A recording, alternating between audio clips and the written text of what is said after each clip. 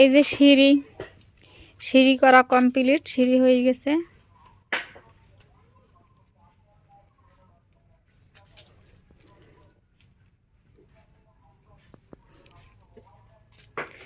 আর এই পিলারটা যে ভাঙা হয়েছিল না, এই পিলারটা করা শেষ। এই যে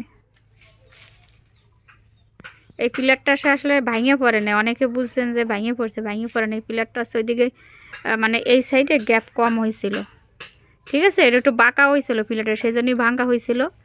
ভাঙ্গিয়ে তারপর পিলারটা নতুন করে করা হয়েছে, এই জন্যই বাঁকার জন্যই মানে ভাঙ্গা হয়েছিল, ভাঙ্গে পড়েনি। অনেকে বুঝছে যে পিলার ভাঙিয়ে পড়ছে। এই যে ছাদ করার জন্য রেডি। বাঁশ ঘরের ভিতর শুধু বাঁশ বাঁশ হয়ে গেছে এখন। আর উপরে এই যে তক্তা পিটানো শেষ, তক্তা পিটানো হয়ে গেছে। এই যে তক্তার উপরে শীট দিয়ে দেবে, দিয়ে তারপর ঢালাই। দুই দিনের ভিতর হয়তো ছাদের ঢালাইয়ের কাজ শুরু হয়ে যাবে। না আজকে ইট আসবে, আজকে ইট আসলে কালকে খোয়া ভাঙাবো। অনেক খোয়া ভাঙানোর পরের দিন রড টট নিয়ে এসে বান্ধা, পরের দিন ঢালাই। মানে আর 3 দিনের ভিতর আমার ছাদ হয়ে যাবে ঘরের। সব তক্তা পিটানো শেষ। আলহামদুলিল্লাহ অনেক খুশি যে এত তাড়াতাড়ি আমার ঘরটা মানে কমপ্লিট হইতে যাচ্ছে। আর ছাদ হয়ে গেলে তারপর জানলা দরজা বানাইতে দিব। জানলা দরজা বানাইতে যে কয়দিন লাগে, মানে আর 3 মাস 4 মাসের ভিতরে হয়তো ঘরে 3 মাসের মধ্যে হয়তো ঘরে উঠতে পারবো।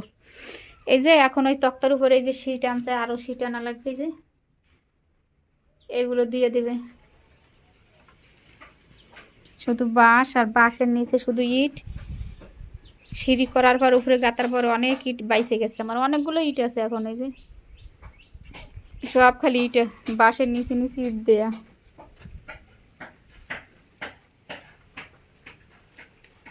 আর রান্নাঘরের এই উপরে এইটা প্লাস্টার করা হয়েছে, কারণ হচ্ছে উপরে অতটুকু কিন্তু আর টাইলস দেব না। এই ফাঁকা যতগুলো আছে সব টাইলস হবে, এগুলো টাইলস দেব। আর ওই উপরের অতটুকু টাইলস মানে দেব না, সেজন্য ওইটা প্লাস্টার করা হয়েছে। উপরে যদি ছাদ দেওয়া হয়ে যায় কিন্তু ওইটার প্লাস্টার করা যাবে না, মানে নিচে তো অন্ধকার হয়ে যাবে আর কষ্ট হবে, সেই জন্যই ওইটুক আগে প্লাস্টার করা হয়েছে। আর এখানে যে ফল ছাদ, বাথরুমের উপরে যে ছাদটা, তারও সাইডের ছাদটা ভিতরে প্লাস্টার করা হয়ে গেছে। আর আমি তো উঠতে পারি না, সেই জন্য দেখাইতে পারি নাই। এগুলো সব টাইলস হবে। এগুলো ওঠার আগে রান্নাঘর আর হচ্ছে টয়লেট, দুইটা টাইলস করতেই হবে। আর না হলে তো মানে ময়লা হয়ে গেলে একবার, আর টাইলস ছাড়া তো টয়লেটে যাওয়া যায় না। এই টয়লেটটা এত বড় হয়েছে। উপরে ওখানে একটা ফাঁকা আছে, কিন্তু এটা ইট দিয়ে মানে ওরা ওই ছাদ করার সময় মানে ইট দিয়ে ফাঁকাটা বন্ধ করে রাখছে। এখানে আরও বালু ফেলানো লাগবে, রান্নাঘরেও বালু ফেলানো লাগবে। রান্নাঘরটা অনেক নিচে, হয়ে যায় বেশি নিচে না, মানে আর কিছু বালি মানে ফালান লাগবে। বালি হচ্ছে এখানে অনেক উঁচু আছে এই ফ্লোরে, এই ফুলের হচ্ছে বালিগুলো আরও নিয়ে তারপর ওইখানে ফেলানো লাগবে।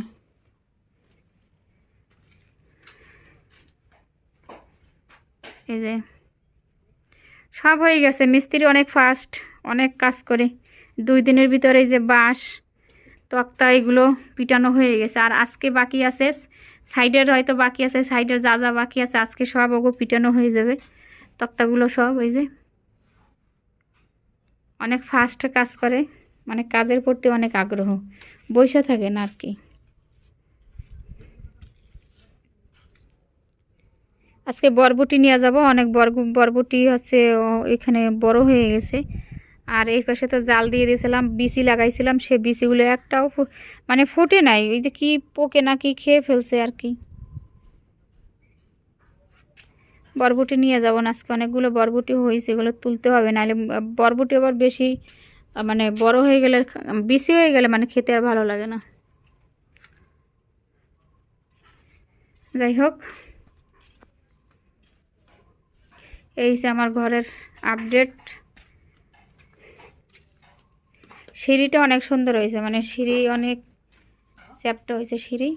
এই যে সিঁড়িটা অনেক সুন্দর, এটা 6 ফুট কেসি গেটটা 6 ফুট রাখছিলাম, তো সেই জন্য সিঁড়িটা অনেক সেফট হয়েছে। আর সিঁড়ির এখানে পিছনে যে হ্যাসাল দেওয়া সেটাও দিতে হবে, এটা হচ্ছে এই ছাদ করার সময় দিয়ে দেবো আমি।